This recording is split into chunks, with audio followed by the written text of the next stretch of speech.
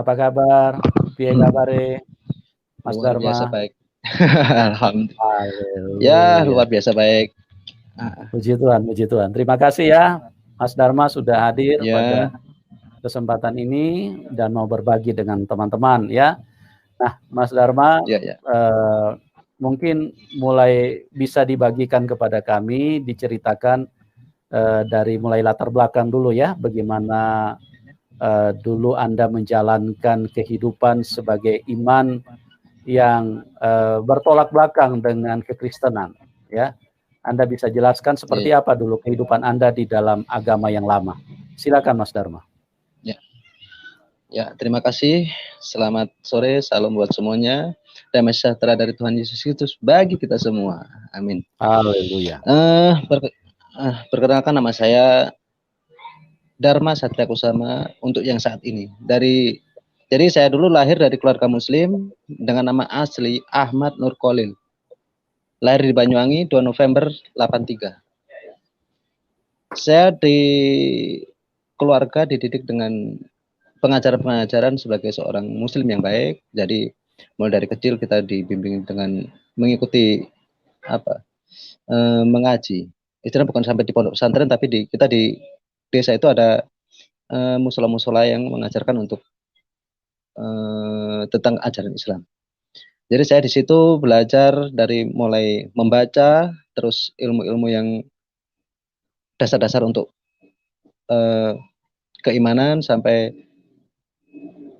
berapa lama tahun, sampai SMP. Saya sampai SMP, jadi beberapa tahun saya di situ untuk belajar dari dasar lah. Setelah SMA saya melanjutkan di sekolah yang basisnya Islam juga. Jadi ilmunya saya ditambah di waktu saya sekolah di SMA.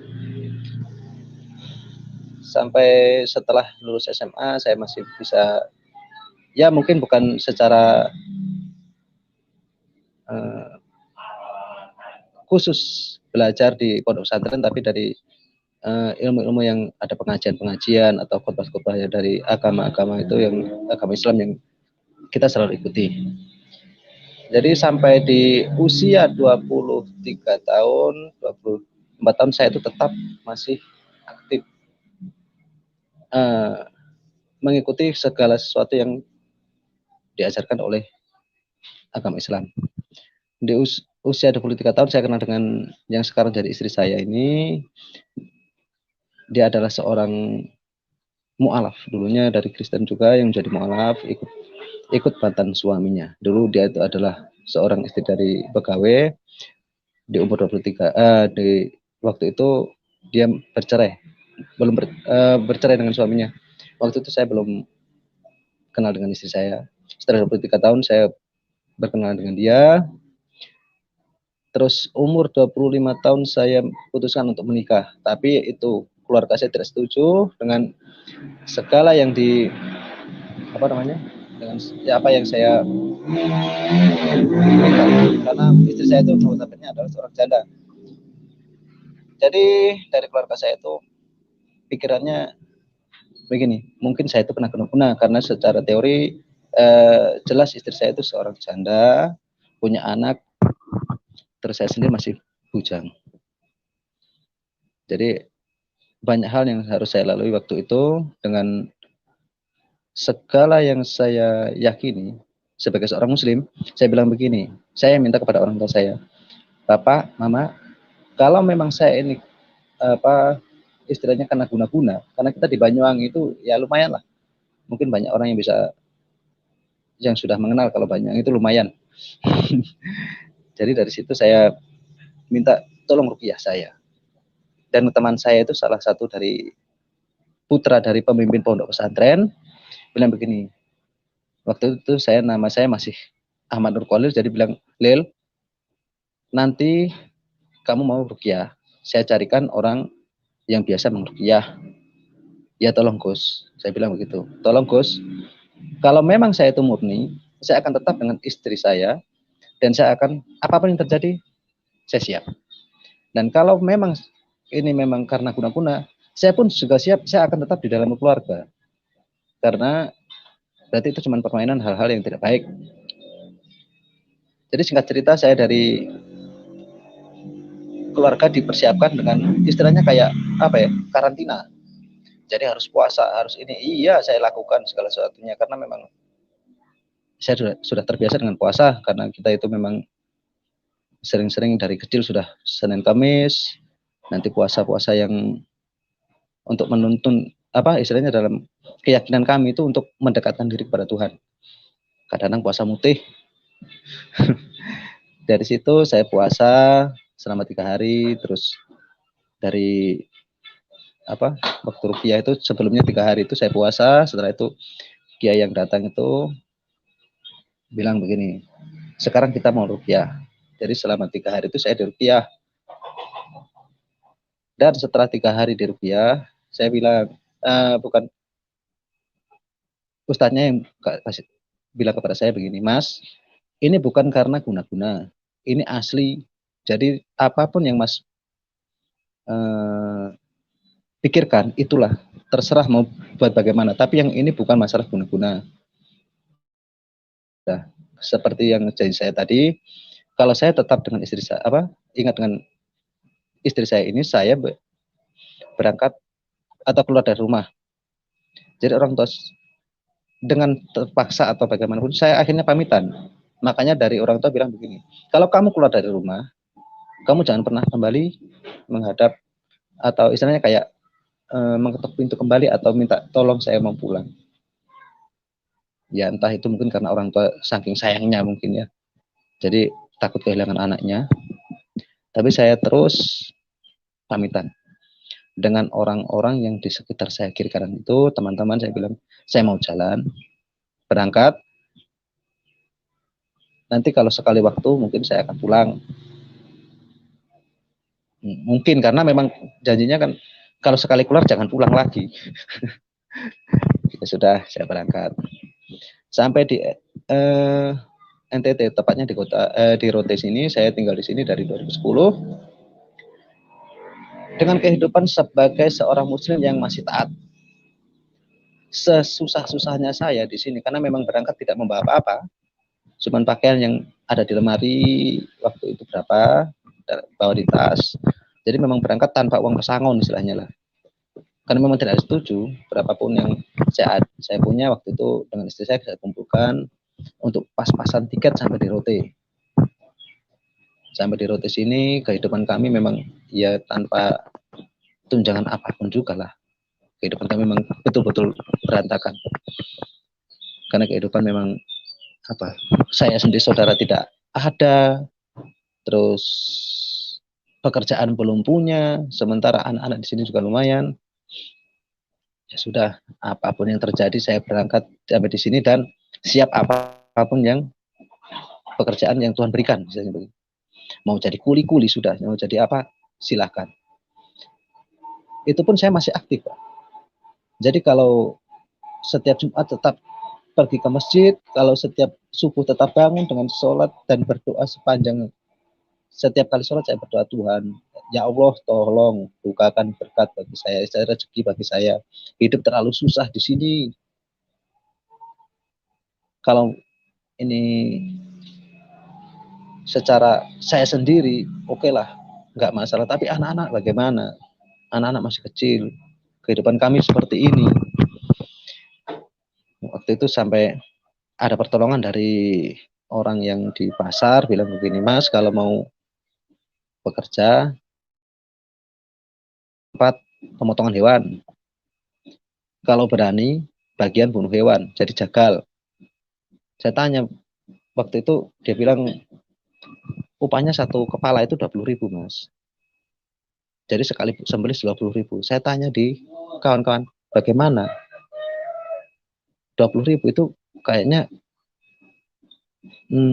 apa? Dosanya kemana ini? Karena nyawa ini saya pikir. Tapi karena kebutuhan ekonomi ya sudah saya terima sudah. Kalau jam 3 atau jam 4, pokoknya subuh sebelum subuh itu yang orang jual yang penjual daging itu sudah mempersiapkan segala sesuatu. Jadi setelah sholat subuh saya berangkat. sembelih itu sapi kadang 1 ekor, kadang 2 ekor. Setelah siangnya pulang, entah pekerjaan apa yang ada saya terima. Meskipun itu di bangunan atau apapun, yang penting saya bisa menghidupi anak-anak. Setelah berjalan berapa tahun, 2 tahun, sampai 2012, pertengahan, bulan 8 mungkin, saya diajak oleh salah satu tetangga di sini yang punya proyek, biasa pegang proyek di sini, bilang, "Mas, mari ikut ke Kupang untuk kerja di proyek." Ya sudah, karena ekonomi di sini masih terlalu kuat kerja, pergi ke Kupang. Selama berapa bulan di situ, kehidupan ya memang namanya orang proyek ya, cukup nggak cukup dibuat cukup. Terus selang berapa bulan istri saya ikut ke Kupang karena mungkin sama saja, kasihan di sini di Rote, biar anak-anak dikirim nanti, biar mereka yang urus makan minum, terus yang kita suami istri di Kupang sana untuk cari ekonomi. Sampai di Kupang sana 2012 itu saya mulai apa? Istri saya yang duluan mulai bilang begini, "Mas, mungkin sebaiknya kita pisah." Saya pikir, nah, saya ini salah apa kok tahu-tahu dibilang minta pisah? Saya kepengen jadi Kristen kembali, dia bilang begitu. Loh, alasannya apa? Kayaknya saya itu lebih lebih nyaman dengan kehidupan kekristenan saya. Memang saya sudah mualaf ikut dengan suami saya, tapi nggak pernah selama berapa tahun saya menikah dengan dia itu nggak pernah rasa kayak ada yang kurang, terus ini apa, tapi nggak tahu. Secara ekonomi, karena mantan suaminya itu pegawai, tidak hanya cukup, mungkin malah kalau untuk jajan itu uangnya lebih. Tapi bilang kayaknya nggak ada yang kurang, tapi nggak tahu apa. Sampai di NTT di Kupang situ dia bilang kayaknya saya mau kembali Kristen meskipun kehidupan saya seperti ini sekarang. Saya kepingin tenang, kepingin kembali ke Kristen. Sebagai seorang Muslim, saya bilang, nah, kamu sudah murtad kembali. Percuma saya selama ini istilahnya kalau sholat saya ajak, kalau apa setiap hari saya ajak untuk berjamaah, puasa kita sama-sama. Ujung-ujungnya kamu kembali ke Kristen. Tapi ya sudahlah, karena saya ingat bilangnya itu masalah agama itu nggak bisa dipaksakan. Saya bilang sudah, kamu kalau mau Kristen silahkan, tapi saya tetap Islam. Jangan pernah paksa saya dan ajak saya apalagi paksa untuk masuk Kristen. Nggak bakalan saya mau. Selang beberapa bulan, lama-lama saya kayak ikut terguncang gara-gara dari waktu itu di bulan bulan puasa, pokoknya tepatnya bulan puasa. Saya lihat di berita-berita itu kebanyakan orang-orang saya sendiri, artinya yang dari Muslim sendiri itu melakukan hal-hal yang tidak pas lah buat saya. Karena warung sebagai kita sama-sama orang Muslim, warung di waktu bulan Ramadan siang-siang itu harus tutup. Entah alasannya apa, bilang menghormati. Nah, terus untuk remang-remang, orang-orang kehidupan pinggiran yang cuman jualan dengan apa kopi atau apa, memang ada kesan yang biasanya dicampur dengan plus-plus, tapi jangan pandang ke arah plus-plusnya, tapi pandangnya ke kebutuhan ekonomi dari keluarga mereka. Itu dirusak, dibakar, dihancurkan segala macam. Saya pikir kembali begini, ya kamu rusak kalau pas bulan puasa begini, alasannya bulan suci harus bersih dari segala macam. Jadi kalau bukan bulan puasa itu semua halal atau masih tetap haram. Tapi kenapa tindakan dilakukan cuma pas hari bulan-bulan puasa? Kalau memang itu haram, ya peringatkan setiap hari.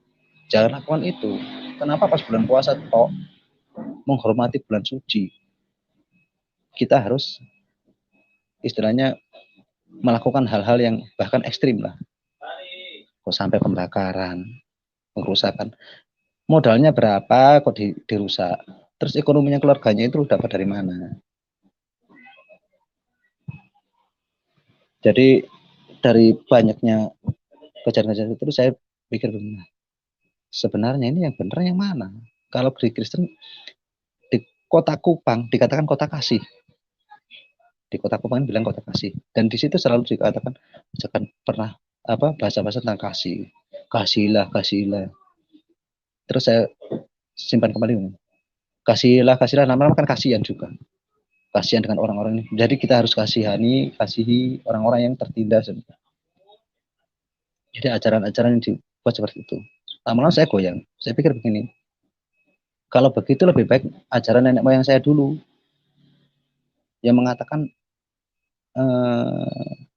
apa istilahnya, topos liro kalau orang Jawa bilang, sesuaikan dengan dirimu sendiri. Jadi apapun yang kamu lakukan ibaratkan pada diri kamu sendiri.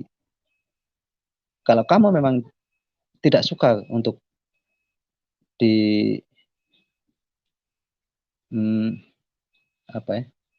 kalau dicubit nggak suka, jangan nyubit. Jadi ajaran yang saya dengar, saya ingat dari ajaran nenek moyang seperti itu, topos liro itu lebih banyak, malah sama dengan di Kristen tentang kasih. Jangan menyakiti saudaramu, jangan menyakiti sesamamu, jangan ini, jangan itu, karena kasihlah, istilahnya kasihlah sesamamu manusia seperti dirimu sendiri, kan sama dengan topos liro. Ini saya tertarik, mulai sharing-sharing dengan istri saya, tanya jawab, cuman bukan tanya jawab untuk pengetahuan sebenarnya. Awalnya sama dengan siapa yang sekarang biasa di YouTube ini, penyangkalan. Jadi saya sharing-sharing, oh ternyata begini Kristennya. Cuman yang saya tidak bisa nerima, Tuhannya itu 3.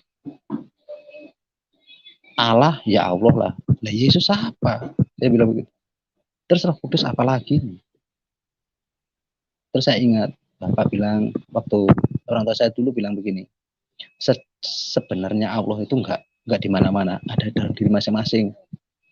Orang tua saya sendiri pernah bilang begitu. Jadi saya ingat, oh berarti Roh Kudus yang di dalam. Oh iya, itu Allah. Terus Bapak Allah di surga. Karena begitu sucinya, memang pantas di surga. Kalau Yesus ini siapa? Saya pikir begitu. Karena selama ini yang saya tahu ini Isa Al-Masih itu sama dengan Nabi Muhammad. Setelah saya mulai mendalami, belajar dan ini dan itu, saya mengerti, oh ternyata dia itu bukan cuma manusia, tapi dia adalah firman. Dan itu adalah penuntun yang betul, yang benar. Makanya dia sampai mengatakan kalau ikutlah aku, maka kamu bisa ke rumah Bapa. Terus akhirnya menyatakan diri untuk masuk Kristen. Sebelum dibaptis, saya itu minta waktu itu di salah satu gereja di Lasiana di kota Kupang. Saya bilang, Ibu, kebetulan ibu pendeta, saya bilang, Ibu, saya mau masuk Kristen dan saya mau segera dibaptis. Ibu pendeta bilang, loh, kok mau cepat-cepat Mas? Iya, saya maunya cepat. Saya mau nih segera masuk Kristen. Apapun alasannya, kalau bisa bulan Desember besok itu saya sudah orang Kristen. Pas Natal saya sudah Kristen. Akhirnya dipersiapkan dengan segala sesuatu untuk keimanan saya, diberikan satu Alkitab kecil dengan bilang panduannya pertama baca dulu Yohanes. Ya sudah. 1 minggu kemudian bukan cuman Yohanes yang baca. Tembus semua itu perjanjian baru.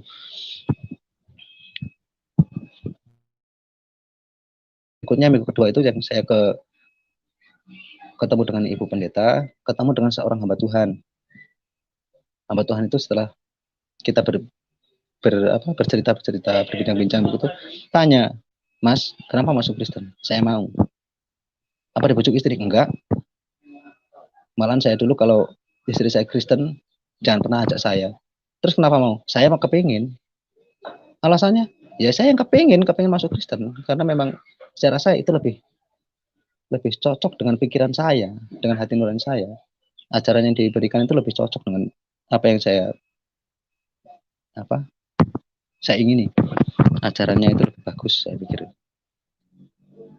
Karena kasih itu yang membuat saya itu lebih percaya dan yakin. Terus hamba Tuhan bertanya, apa pernah ketemu sinar? Enggak. Terus apa yang mengilhami? Atau pernah ketemu apa atau mimpi atau bagaimana? Saya cuma ingat begini. Waktu itu masih saya SMP, jadi waktu masih tekun-tekunnya di tempat belajar untuk agama juga iya, sekolah iya, jadi puasa juga rajin, segala macam tuntutan agama itu saya lakukan. Saya pernah mimpi. Di suatu mimpi itu saya bercerita begini. Waktu saya mimpi itu saya di seberang sungai dengan kecuraman itu sungainya itu curamnya lumayan lah untuk orang-orang ini lumayan curam. Di seberangnya itu ada seorang kakek-kakek tua dengan jubah putih, pakaian serba putih dengan pegang tongkat. Secara dari hati saya bilang begini, nah orang tua mau menyeberang, sementara jembatannya cuma bambu, tiga batang bambu, jadi saya ikut menyongsong bapak tua lah. Orang tua itu untuk menuntun untuk menyeberang, karena orang tua ini bukan rencana mau menyeberang. Saya bilang, istilahnya orang Jawa, Mbah, monggo kula tulung. Jadi kalau kan, kakek, mari saya tolong untuk menyeberang. Kakek bilang, enggak usah.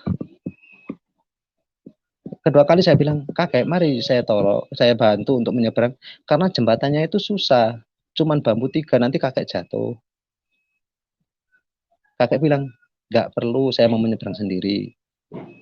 Yang ketiga kali saya bilang, kek, mari, karena jembatannya itu sudah tergoyang karena cuma 3 batang bambu. Sebentar ya, Dan teman-teman. ya, Halo Pak. Ya. Ya, bisa diulang tadi Pak, karena sinyal tadi sempat terganggu. Ya, Waktu nyebrang itu bambu 3, apa yang Anda katakan kepada kakek itu? Iya. Jadi waktu menyeberang, saya katakan, mari kakek saya bantu untuk menyeberang. Kakek bilang kan, enggak usah, saya mau menyeberang sendiri. Dan itu ketiga kalinya itu saya tanya kembali, mari kakek saya bantu menyeberang, karena jembatan yang cuma 3 bambu ini, sungainya di bawah itu kotor, karena permisi, banyak kotoran manusia di bawah. Karena saya tahu ini orang suci, artinya kayak pakai jubah suci itu kan, menurut pemahaman saya waktu itu kayak ulama besar dengan pakaian serba suci. Nanti kotor semua. Tapi kakek bilang, sudah, mari. Tapi kakek bukan menyodorkan tangannya, tapi tongkatnya waktu itu. Setelah saya terima, waktu itu saya pegang tongkat untuk membantu untuk menyeberang. Tahu-tahu kakek yang berbaju putih semua itu sudah tidak ada lagi. Jarak berapa meter, istilahnya kayak di belakangnya yang tadi saya berdiri itu, ada orang dengan pakaian jubah juga berwarna hitam dengan garis merah. Saya pikir, loh, kok berubah jadi orang muda? Ternyata kan lain tokoh ceritanya itu. Orangnya lain. Waktu saya tanya, mau menyeberang juga, dia malah marah-marah. Ngomel-ngomel nggak karuan, ya sudah. Sampai akhirnya saya terbangun dari tidur, dengan posisi yang saya ingat waktu itu, karena mimpinya itu pegang tongkat, ya sampai bangun tangan saya masih memegang. Cuman tongkatnya sebelum saya bangun tuh saya lihat tongkatnya jadi tongkat komando. Dan sampai sekarang saya tidak mengerti itu apa arti mimpi, cuman waktu dari hamba Tuhan yang mendoakan bilang, ya itu Tuhan. Orang tua itu adalah Tuhan, Mas. Dan orang yang berpakaian ini hitam dengan kasih itu adalah iblis. Makanya dia ngomel-ngomel, karena Tuhan sampai ketemu dengan Mas duluan. Dan yang kedua, di tahun 2014, setelah saya masuk Kristen dan dibaptis 2014 itu, saya pernah mimpi yang kedua kali bertemu dengan seorang yang masih muda dengan rupan yang wajah yang begitu penuh damai, penuh ketenangan, kasih bagaimanapun, pokoknya susah digambarkan. Jadi di 2014 itu saya ketemu Saya omong dengan istri saya pernah ketemu dengan orang seperti ini, tapi di mana? Tadi malam saya mimpi ketemu orang ini, tapi pernah ketemu di mana ya? Setelah hari minggunya itu saya ke gereja. Ternyata waktu di gambar yang di apa namanya? di layar LED itu, saya lihat, nah, saya ketemu dengan ini nih, saya bilang begitu. Jadi wajah yang ada di mimpi saya itu persis dengan yang ditampilkan di layar. Yang kita oke lah, kita secara ini kayaknya dibayangkan untuk sebagai gambaran Tuhan Yesus. Karena kalau kita lihat Tuhan sendiri, Kak. Jadi itulah pengalaman saya. Jadi sampai saat ini saya yakini betul, karena begitu banyak kasih Tuhan kepada saya setelah saya masuk Kristen. Puji Tuhan. Salah satunya adalah waktu saya sembuh, akhirnya disembuhkan dari sakit penyakit oleh karena jamahan Tuhan. Terus kedamaian, terutama kedamaian, ketenangan dalam kehidupan saya, sudah menjalani apa adanya, karena bukan harus kita paksakan kehidupan ini, karena Tuhan yang menjamin kita. Sudahlah, bagianmu adalah bekerja, bagianku adalah memberikan ini keberhasilan, karena kita yakini bahwa segala sesuatunya dari Tuhan, Tuhan yang atur, Tuhan yang selalu menyediakan bagi kita. Jadi segala sesuatunya saya yakini kasih Tuhan akan bersama kita semua. Jadi saya berdoa semoga kasihnya selalu dilimpahkan bagi kita semua, disadarkan saudara-saudara kita yang masih belum mengerti atau tersesat. Ya, saya berdoa bagi diri saya sendiri, semoga keimanan saya jangan pernah goyah. Karena saya yakin kami, orang-orang yang dinyatakan sebagai murtadin, itu segala sesuatu pasti lebih ekstra. Banyak hal-hal yang akan lebih diberatkan kepada kita. Karena kita tahu dari sebelah mengatakan, dari agama saya sendiri dulu, kalau Kristen itu adalah agama yang kafir. Dan kami yang murtadin itu adalah orang-orang kafir. Jadi pantas untuk seperti yang kita ketahui. Dan salam hormat, kalau untuk saya sendiri, salut untuk Bapak Muhammad KJ, Paulus zaman sekarang, luar biasa. Tuhan Yesus memberkati Anda, Pak KJ. Terima kasih. Terima kasih ya Bapak. Terima kasih atas segala sesuatunya Tuhan. Terima kasih. Terima kasih Pak. Demikian. Baik, puji Tuhan. Luar biasa ya. Terima kasih Pak Dharma atas kesaksian yang luar biasa. Jadi Pak Dharma ini mengalami Tuhan karena melihat hal-hal yang menurut logika pikirannya itu sesuatu yang bertentangan dengan kebahagiaan hidup manusia. Iya Pak.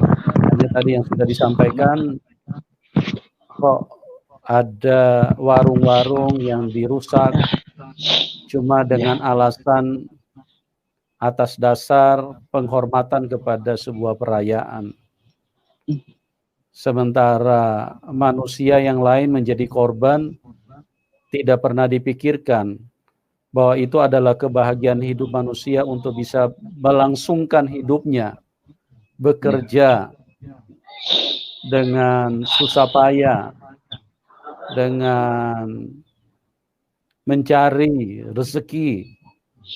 Tetapi dengan begitu mudah ada kelompok-kelompok yang hanya mengatasnamakan, menghormati sebuah perayaan, tetapi mereka dikorbankan atau mereka menjadi korban.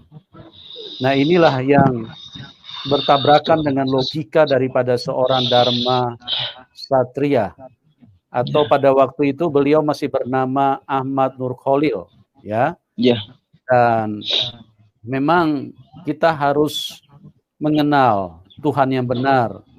Kita harus berhati-hati ya, karena kalau kita cuma atas dasar pengajaran terus kemudian kita merugikan orang lain, maka dengan sendirinya logika-logika yang ada di dalam manusia itu akan bermain.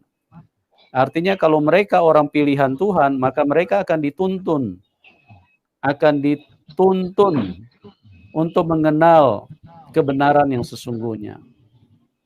Dan dari situlah Pak Dharma merasa bahwa beliau mulai goncang imannya, mulai kurang serak dengan tampilan-tampilan yang atas dasar penghormatan kepada sebuah perayaan atau sebuah ritual, ya. Nah, ini yang kita melihat bagaimana fenomena Tuhan Yesus hadir dengan kasih-Nya dan terus mengarahkan kita kepada hal-hal, karena di dalam kehidupan ini yang paling penting menurut firman Tuhan adalah mengasihi Tuhan Allah dengan segenap hati. Dan hukum yang kedua yang sama dengan itu adalah mengasihi sesama manusia seperti diri sendiri. Itu hukum yang mutlak, hukum yang utama. Tidak ada lagi hukum yang bisa lebih tinggi daripada itu. Nah, terus bagaimana dengan konsep-konsep yang istilahnya merugikan orang lain, terus kemudian hanya dengan atas dasar penghormatan sebuah acara atau sebuah perayaan? Yang dikorbankan adalah manusia. Berarti tanpa sadar kita sedang menabrak firman Tuhan. Sedangkan firman Tuhan, hukum yang pertama dan yang utama adalah kasihilah Tuhan Allahmu dengan segenap hatimu, dengan segenap jiwamu, dengan segenap akal budimu, dan dengan segenap kekuatanmu. Itulah hukum yang pertama dan yang terutama. Hukum yang kedua yang sama dengan itu adalah kasih sesamamu manusia seperti dirimu sendiri. Mengasihi sesama manusia. Jangan membuat manusia lain tumpah air mata. Jangan membuat manusia lain hidup di dalam penderitaan cuma dengan mengatasnamakan sebuah penghormatan. Tanpa disadari sebetulnya kita sedang bertabrakan. Sebetulnya Anda sedang menabrak kebenaran firman Tuhan. Anda sedang menabrak hati nurani Tuhan. Hatinya Tuhan. Karena hatinya Tuhan ya adalah mencintai, mengasihi manusia. Apapun Tuhan akan lakukan untuk mengasihi dan mencintai manusia. Dan Tuhan tidak ingin manusia menderita. Yang menginginkan manusia menderita itu setan. Makanya kalau kita ingin supaya orang lain menderita, kita hidup dengan kebencian, amarah, dan segala macam yang kita ingin lakukan, maka tanpa sadar sebetulnya Anda sedang hidup bersama dengan setan. Karena Anda ingin terus mengorbankan dan terus melakukan hal-hal yang membuat nafsu, ya, kepuasan diri, hanya untuk supaya Anda puas dengan dirimu, dengan perasaanmu, tapi Anda sedang menabrak hatinya Tuhan. Karena hatinya Tuhan adalah mengasihi manusia. Nah, inilah yang menyebabkan Bapak Dharma akhirnya goncang imannya, terus kemudian dia mengambil satu keputusan untuk meninggalkan imannya yang lama. Oke, Pak Dharma, terima kasih. Saya mau sedikit bertanya kepada Anda. Jadi bagaimana respon orang tua setelah Anda memutuskan untuk mengikut Tuhan Yesus? Ya, seperti yang bisa kita bayangkan, Pak. Ya. Selesai semuanya, Pak. Selesai. Jadi saya dikatakan selesai. Dikatakan, anggap saja dikatakan saya itu mati, sudah mati. Dianggap dari keluarga itu saya sudah mati. Enggak ada lagi nama saya dan sudah enggak pernah ada lagi saya. Berarti jadi, demi sebuah keyakinan, rela kehilangan anak, rela kehilangan keluarga, dan menarik semua hak-hak yang seharusnya dimiliki oleh seorang anak, seperti itu ya, Pak Dharma ya? Ya. Terus kan apalagi yang Bapak alami selain itu? Ya kalau dari keluarga sendiri semua sudah menyatakan orang tua saya sendiri menyatakan kalau anggap saja itu saya sudah mati, dan karena keyakinan kami dulu, kalau anak yang sampai murtad itu semuanya akan diseret. Artinya kalau anak nggak sholat saja sudah menyusahkan orang tua, apalagi yang murtad bisa menyeret orang tua karena pertanggungjawaban di akhirat besok. Jadi lebih baik dikatakan mati dan nggak pernah kenal, bahkan mungkin istilahnya menyesal untuk kenapa saya harus lahir dari keluarga itu, mungkin begitulah. Jadi sampai saat ini suasana seperti itu, Pak Dharma. Ya, kalau secara waktu saya telepon, mereka bilang sudah, kalau kamu mau pulang, tapi sendiri dan kembali ke keyakinan kami dulu. Kalau masih mau pulang dengan istri atau tetap dengan agama, sudah nggak usah lah. Karena kalau tidak salah mungkin secara kalau normal dulu, kayaknya mungkin tahun ini atau tahun depan keluarga saya itu sudah naik haji, Pak. Oh, gitu ya. Iya. Jadi warisan hilang semua ya berarti, Pak ya? Ya, nggak usah dipikir lagi, Pak lah. Tuhan yang bagi yang lain. Amin. Disediakan yang lain, Pak. Sudah. Kok itu orang tua yang punya, kita nggak usah dipikir ya. Kita Tuhan memberikan kekuatan ke tangan, kita cari sendiri laki-laki, Pak. Hitungannya begitulah. Amin. Jadi yang penting menemukan Tuhan Yesus, menemukan Tuhan yang benar. Bapak tidak istilahnya mempermasalahkan apapun yang dihilangkan dari hidup Bapak, termasuk warisan, begitu ya? Saya ini bersyukur, Pak, karena bersyukur karena saya pikir kebetulan saya ini termasuk orang yang harus dipaksa dulu mungkin, Pak. Jadi Tuhan paksa saya keluar dulu, jadi ya sebelum daripada saya bilang, Tuhan bilang tinggalkan segala hartamu, ya kayaknya saya berat, Pak. Jadi mending keluarkan dulu, nanti baru itu urusan belakangan lah. Tuhan yang jamin. Ya lebih senang begitu. Bersyukurlah Tuhan kita itu sudah Maha tahu karena Dia adalah Tuhan yang mengerti segala sesuatu dari dalam hati. Luar biasa betul. Sekarang jangan luar biasa. Amin, luar biasa ya. Termasuk kehilangan orang tua ya, Pak, berarti ya. Artinya orang tua sudah memutuskan hubungan, kehilangan keluarga di sana. Bagi Bapak itu sudah tidak menjadi prioritas ya, karena yang penting Bapak memiliki Tuhan Yesus. Iya, secara garis besar begitu. Dan yang menguatkan kan ada satu firman yang mengatakan, saya datang untuk memisahkan dari jadi saya pikir sudahlah, ini Tuhan sudah kasih tahu kepada saya, memberitahukan kalau mau ikut saya itu harus seperti ini, susah, menderita segala macam. Kalau saya siap, kalau enggak mundur. Tapi kalau saya mau tetap ikut Yesus, ya harus siap segala konsekuensi. Ya sudahlah, itu sudah enggak jadi beban, Pak. Makanya saya pikir bersyukur karena Tuhan memberi kekuatan, firman-Nya itu firman-Nya itu sudah memberikan kekuatan kepada kita duluan untuk sebelum segala sesuatu yang terjadi sudah diberitahukan dulu. Kalau ikut Dia harus begini, seperti ini.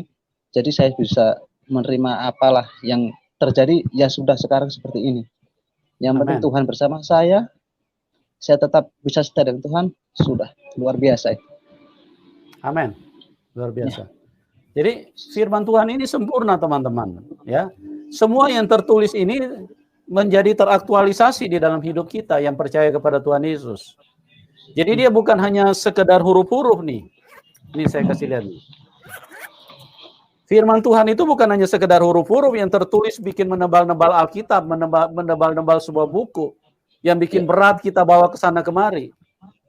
Tapi semua yang tertulis ini menjadi bukti teraktualisasi di dalam hidup kita. Itulah yang namanya firman yang benar, firman kebenaran. Nah, Pak Dharma, Anda tolong ceritakan sedikit kepada kami, kenapa Anda rela kehilangan termasuk orang tua, harta, dan lain-lain demi Tuhan Yesus Kristus. Yang penting Anda sudah percaya, sudah bersama Tuhan Yesus. Apa yang Anda alami atau apa yang Anda rasakan di dalam hati dan pikiranmu, sehingga kehilangan orang tua dan kehilangan lain-lain, bagi Bapak itu sudah tidak menjadi penting. Apa yang ada di dalam hati Bapak? perasaan seperti apa yang Bapak miliki saat ini, Bapak tolong ceritakan kepada teman-teman supaya mereka mengerti bahwa di dalam Tuhan Yesus itu ada sesuatu yang berbeda. Silakan Pak Dharma. Ya. Jadi meskipun saya dinyatakan sebagai orang yang durhaka bagi orang tua saya, tapi saya merasa sudah. Ini memang keputusan dari Tuhan. Karena kita tahu secara waktu kita sebagai manusia setelah 21 tahun atau dinyatakan dewasa, itu kita diberikan kebebasan untuk memilih. Dan bagi setiap laki-laki, kamu setelah berkeluarga harus keluar dan membimbing rumah tanggamu sendiri. Salah satunya itu mungkin Pak. Jadi untuk keluar dari keluarga itu bukan hal yang luar biasa, karena bersyukur Tuhan juga memberitahukan kalau kita itu setelah berumah tangga keluar, dan kita sebagai orang yang laki-laki itu akan memimpin rumah tangga kita sendiri. Dan kalau orang tua, secara lahiriah, saya itu masih tetap mengakui dengan ini, kalau orang tua saya itu masih tetap ada. Dan setiap kali doa, saya akan mendoakan kedua orang tua saya dan adik-adik saya. Untuk dendam, saya tidak pernah. Bersyukur Pak. Kalau untuk dendam, untuk apa dendam, bagaimanapun dari keluarga itulah saya lahir. Cuman karena kebetulan keimanan saya yang sekarang berubah, mereka harus membenci saya, entahlah itu urusan mereka. Yang penting saya akan tetap ingat kalau mereka itu orang tua yang telah melahirkan saya, membimbing saya, mendidik saya, dan membesarkan saya. Segala ucapan terima kasih akan tetap saya berikan kepada mereka, dan segala doa-doa, meskipun keimanan kami berbeda, tapi saya percaya. Amin. Amin. Itulah orang yang percaya kepada. Gimana Pak? Dan saya tetap berdoa juga setiap malam, mudah-mudahan seperti janji Tuhan yang saya nantikan sampai saat ini. Karena Tuhan sudah berjanji, kalau satu diselamatkan harus satu keluarga. Mudah-mudahan saya berdoa keluarga saya sendiri juga, termasuk orang tua, kedua orang tua saya dan adik-adik saya semua. Haleluya Tuhan. Genapi semua Tuhan. Jadi teman-teman, orang kalau berjumpa dengan Tuhan Yesus itu berbeda, sikap hatinya pun berbeda. Ya, perasaannya pun berbeda. Karena orang yang berjumpa dengan Tuhan Yesus, dia tidak berdiri sendiri. Seperti yang dikatakan firman Tuhan, aku di dalam Bapa, Bapa di dalam aku. Dan firman Tuhan berkata, dia Immanuel, dia menyertai kita. Dia menyertai kita sampai kepada kesudahan alam. Dan ini dibuktikan, jadi itu teraktualisasi, bukan hanya perkataan. Jadi perasaan kita berbeda, karena apa? Karena perasaan kita tidak lagi dengan diri sendiri. Kalau diri sendiri, pasti kita akan kecewa berat. Kurang ajar punya orang tua seperti itu. Punya anak tidak diakui sebagai anak. Punya keluarga tidak diakui sebagai keluarga. Atau mungkin apalagi kalau harta warisan diambil. Wah, kita pasti akan marah. Kalau secara manusia kita akan marah. Tapi kan berbeda. Orang yang mengalami Tuhan yang sesungguhnya itu hatinya berbeda. Tidak ada kebencian. Malah kami terus mendoakan. Pak Dharma terus mendoakan orang tuanya, mendoakan keluarganya. Kalau mereka mau membenci itu karena mereka belum paham tentang kebenaran. Kalau mereka mau membenci, mereka karena belum berjumpa dengan Tuhan Yesus. Makanya mereka hidup dengan kebencian.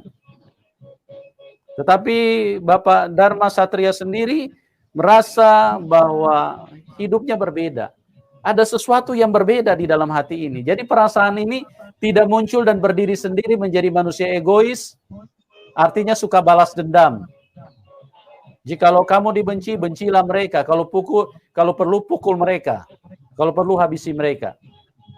Tapi kalau Tuhan Yesus mengajarkan, kasihilah musuhmu. Apalagi orang tua sendiri. Ya, berbeda teman-teman. Nah, yang saya mungkin perlu tanyakan kepada Bapak, sukacita apa yang Bapak rasakan sehingga sekalipun orang tua melupakan Bapak dan menganggap sudah mati, tetapi bagi Bapak ya istilahnya ya sudahlah, itu kan konsekuensi, tidak ada masalah. Kan di sini kan terlihat bahwa ada satu sukacita yang memberdayakan hidup Pak Dharma. yang membuat artinya istilahnya tidak diakui orang tua pun itu menjadi persoalan nomor sekian. Yang paling penting kita sekarang sudah berjumpa dengan Tuhan yang benar. Nah, Bapak bisa jelaskan kepada teman-teman sukacita seperti apa yang Bapak rasakan di dalam hati sehingga keadaan istilahnya tidak diakui orang tua pun bagi Bapak tidak ada masalah. Ya. Bapak silakan jelaskan, Pak. Jadi kalau untuk saat ini yang saya rasakan damai, ketenangan ada, dan setiap apapun yang terjadi dalam hidup saya itu bukan cuma tangan orang tua yang kadang-kadang kita mengharap orang tua juga nggak bakalan dapat. Kadang-kadang kalau kita perlu ini segala sesuatu, orang tua kadang-kadang malah melawan dengan keinginan kita. Bukan berarti kita akan ini. Tapi segala sesuatu yang kita lakukan selama bersama dengan Tuhan, selalu hal yang seberat apapun kita akan mampu melakukannya. Penopangan, penyertaan Tuhan yang begitu luar biasa. Jadi setiap kali hal-hal dalam hidup ini yang kadang-kadang saya merasa kayak, wah berat sekali. Cuman dengan kekuatan dari doa. Kan sudah dikatakan Tuhan itu cuma sebatas doa. Kita berdoa berharap kepada Tuhan. Ada suatu hal yang entah dari mana yang kita tidak pernah bayangkan. Kita tahu pertolongan Tuhan itu muncul. Jadi sukacita yang saat ini saya terima itu bukan karena kayak ekonomi atau bagaimana yang menjadi wah, bukan karena saya masuk Kristen jadi karena demi ekonomi, enggak. Jujur sering kawan-kawan saya sendiri yang dari yang sampai saat ini yang di tempat ini katakan begini, lu masuk Kristen pasti gara-gara ada suplai ini. Enggak, demi Tuhan saya bilang enggak. Saya tetap harus hidup mandiri sendiri-sendiri juga. Cuman damai sejahtera ketenangan orang hal yang paling dinantikan kan ketenangan batin. Beban-beban berat sudah hilang. Jadi melakukan hidup ini sudah ada yang selalu menopang menyertai kita. Meskipun bukan orang tua. Orang tua sampai berapa mau menopang kita. Tapi kalau Tuhan yang menopang kita, tetap segala sesuatunya akan luar biasa. Amin. Itulah sukacitanya ya. Jadi kalau untuk orang tua yang mengatakan tidak mau mengenal, dibuang, itu kenapa kamu tidak? Ini kan itu namanya durhaka. Itu sudah tertulis di dalam Alkitab. Dan itu sudah harus dilakukan. Intinya begini Pak, saya siap melakukan karena Tuhan yang suruh. Saya akan siap. Jadi apapun yang Tuhan rencanakan buat saya siap taat. Apapun itu. Karena Tuhan tahu siapa saya, mau dijadikan apa, seberapa kemampuan saya, apapun yang ini Tuhan inginkan dan apapun yang Tuhan kehendaki bagi saya, silakan. Saya siap. Mudah-mudahan hidup saya selama kita masih kuat. Pakai aku Tuhan, selama aku masih kuat. Iya. Ya. Jadi hidup kalau adalah kesempatan. Hidup adalah kesempatan. Jadi kalau kita sudah lemah, kita sudah menjadi berkat. Amin. Tuhan. Luar biasa Tuhan Yesus. Ya. Pak Dharma mungkin bisa ceritakan sedikit ya. Kita balik ke belakang dulu. Ya. Jadi selama Bapak dulu masih di iman yang lama, ya. Doktrin yang paling kuat yang Bapak terima dulu seperti apa? Kenapa sampai keluarga istilahnya rela kehilangan keluarga, orang tua ataupun saudara-saudara yang lain demi sebuah iman, demi sebuah agama? Nah, doktrin seperti apa yang Bapak terima dulu waktu masih di dalam iman yang lama? Seperti apa doktrin yang diajarkan kepada Bapak dulu? Silakan, Pak. Jadi selama masih pendidikan dulu, doktrin-doktrin yang diajarkan dulu, agama yang paling benar di dunia ini adalah Islam. Bagi agama lain itu kafir. Penyembah berhala, terus ini aliran-aliran kepercayaan itu kafir. Allah cuma satu, Allahnya orang Islam, dan ini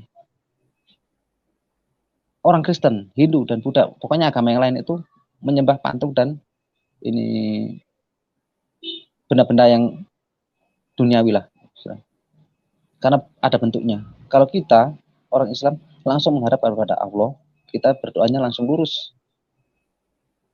Jadi seperti itu. Sampai saat ini juga, kalau memang dari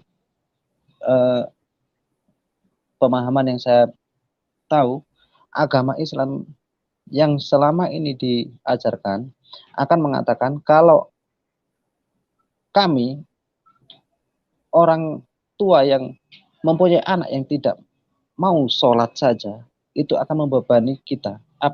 Apalagi yang kafir bisa menyeret. Jadi mending dinyatakan tidak pernah ada atau mati daripada dosanya itu menyeret orang tua atau keluarga yang lain untuk masuk neraka. Salah satunya begitu, Pak. Ya.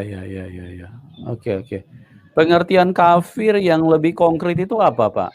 Karena Tidak dianggap sesat atau najis atau apa, Pak? Atau tidak benar atau apa? Pengertian yang konkret daripada kafir. Bapak paham nggak? Bapak tahu nggak? Apa yang dipahami Bapak dulu di dalam iman sebelumnya? Sampai kalau di luar Muslim dianggap kafir. Apa pengertian yang kafir itu, Pak? Orang tidak menyembah Allah. Berarti dianggap sesat begitu? Iya. Iya. Jadi satu-satunya Tuhan yang harus disembah itu Allah. Jadi selain menyembah Allah itu kafir. Begitu. Tapi ya. Yang lucunya kan dari dulu, kenapa saya selalu kalau dari entah kalau yang lain, tapi dari lingkungan kami yang jadi musuh pertama itu Kristen. Nggak ngerti alasannya apa. Kalau yang tetangga malahan begini, Pak. Saudara saya perempuan itu menikah dengan orang Bali. Dia pun masuk Hindu. Nggak ada masalah. Mereka juga terima. Atau mungkin karena suaminya itu seorang yang punya pangkat. Saya tidak tahu. Tapi intinya kalau diimani kembali dari masalah iman, kan mereka justru lebih jelas-jelas menyembah patung, bakar dupa, tabur bunga. Di Kristen kan nggak pernah. Cuman kita duduk berdoa, puji-pujian. Tapi mereka justru menolak. Tapi kalau yang kakak saya itu yang tiap sore pagi bakar dupa, taruh di depan rumah, nggak masalah. Entah bagaimana. Gitu ya. Jadi dianggap kekristenan itu sesuatu yang memang harus disingkirkan ya, atau aneh gitu. Jadi dari kecil kami itu anak-anak yang masih belajar di itu tempat kami belajar dulu tentang keagamaan, agama lain yang paling dimusuhi itu kayaknya Kristen. Entah kenapa saya tidak tahu, tapi setelah saya ke arah yang ini, setelah mungkin agak besarnya, mungkin gara-gara itu sudah, Pak, musuh yang untuk Ishak dengan Ismail itu yang jadi masalah pertama kayaknya itu. Iya. Kayaknya setelah saya masuk, ternyata ini mungkin masalah gara-gara siapa yang dikorbankan dulu. Kan dulu ada yang ini tentang korban Ismail atau Ishak. Ini. Makanya terus secara jumlah agama Kristen itu besar. Jadi kalau bisa mengalahkan Kristen, ini pemahaman saya waktu di kampung dulu. Kalau Kristennya kalah, berarti Hindu dengan Buddha kan termasuk agama yang lebih sedikit pengikutnya. Ya saya bayangkan dulu begitu, Pak. Kalau kita bisa mengalahkan Kristen, berarti yang lain-lain pasti ikut. Karena yang besar saja kalah, apalagi yang kecil pasti lebih gampang untuk nggak perlu diurusi lagi, pasti juga ikut. Itu pemahaman kami dulu, tapi kurang tahu yang saudara-saudara yang lain. Ya. Oke, baik, Pak. Pak, Bapak bisa ceritakan mujizat apa yang Bapak alami setelah Bapak percaya Tuhan Yesus? Mungkin 1-2 saja, Pak. Ya, Mujizat kalau yang membuat Bapak semakin teguh menyatakan bahwa Tuhan Yesus itu adalah satu-satunya Tuhan. Mujizat apa yang Bapak alami, Pak? Silakan diceritakan. kalau mujizat, oke lah, yang pertama itu pasti kedamaian, Pak. Hilangnya beban, kedamaian itu mujizat bagi saya. Karena segala belenggu, peraturan segala macam itu hilang, itu mujizat bagi saya, Pak. Amin. Iya, belenggu pertama itu yang mujizat pertama. Kalau yang kedua, mungkin kalau masalah secara fisik, penyakit saya pernah hilang, dihilangkan oleh Tuhan. Tapi itu untuk yang kedua, oke lah, itu saya pikir bonus, karena mungkin dengan penyakit dihilangkan, pasti Tuhan ada rencana lain. Entah besoknya dari karena apa, bagaimana, itu urusan Tuhan. Yang saya tahu itu. Tapi kalau mujizat utama, ketenangan, kedamaian. Ya, luar biasa ya.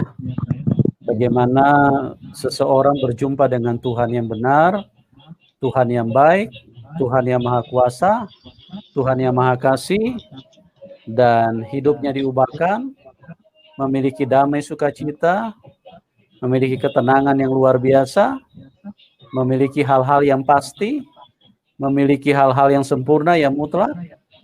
Itu hanya bisa ditemukan kalau kita berjumpa dengan Tuhan Yesus, Tuhan yang benar, Tuhan yang berkuasa membawa kita ke surga. Ya, kalau Tuhan Yesus bilang membawa kita ke surga, itu bukan hanya sekedar janji, Om, Tante, bukan. Brosis, adik, kakak, itu bukan sekedar janji. Tapi 2000 tahun yang lalu Tuhan Yesus membuktikan kepada dunia ini bahwa dia terangkat ke surga, dia naik ke surga. Dialah jalan kebenaran dan hidup yang bisa membawa kita ke surga. Coba Anda renungkan sejenak, Anda mau ke surga pakai apa? Hanya kekuatan, hanya kekuatan daripada Tuhan yang benar, yang bisa mengangkat kita ke atas, yang bisa membawa kita ke rumah Bapa di surga. Dan setan hancur merana di dalam kekalahan. Setan tidak bisa melakukan gravitasi. Itu bahasa ilmu pengetahuan, sebetulnya bukan gravitasi. Itu gaya sedot setan. Setan menarik, menyedot manusia untuk jatuh dan dimatikan, masuk ke dalam alam maut. Makanya di perut bumi ini ada sumur api yang begitu mengerikan. Coba kalau lihat gunung meletus, itu ribuan, puluhan ribu derajat Celcius api yang ada di situ. Itulah mulutnya alam maut. Jadi manusia dibawa dan disedot, dimasukkan ke dalam alam maut. Dibakar dan disiksa sama setan di situ. Setan tidak pernah mengizinkan manusia naik ke atas. Tapi 2000 tahun yang lalu, Tuhan Yesus datang menjadi manusia untuk mengalahkan kuasa setan. Karena apa? Karena yang berbuat dosa adalah manusia. Makanya Tuhan Yesus harus jadi manusia dan dialah yang harus berperang melawan setan itu. Supaya kalau manusia menang mengalahkan setan, maka di dalam nama Tuhan Yesus semua kita bisa dibawa ke surga.